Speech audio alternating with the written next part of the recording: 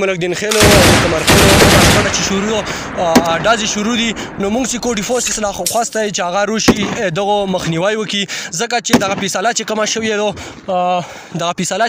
ده ملګرو تاسو کاته شو کوم حالات چې کوم راوندي د ملکدین خیلو او د کمرخیلو ترمنځ چې کوم حالات راوندي نو دا تاسو کاتلی شو بخپله ډېر خطرناک جګ راوندی ملګرو تاسو وکتلو نو دا فیصله چې کومه شوه او پرې دیم کړې وه او مطلب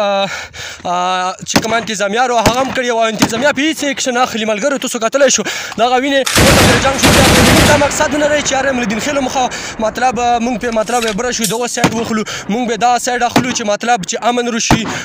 جنګ ختم شي نو موږ کوشش کوو تاسو له به وخت په وختن دا حالات به تاسو له وښایو تاسو وینو ملګري لګیا دي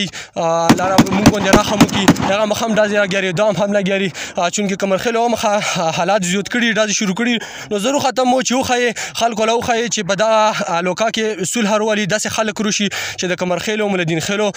ترمنځ دغه جنګ کالور کړي ځکه چې دا کې داسې میندې کونډې شي بورې شي داسې ځوانان پکې ولګي نن سبا وخت چې کم دی دا تعلیم دی هغه وخت دی او دغو خلکو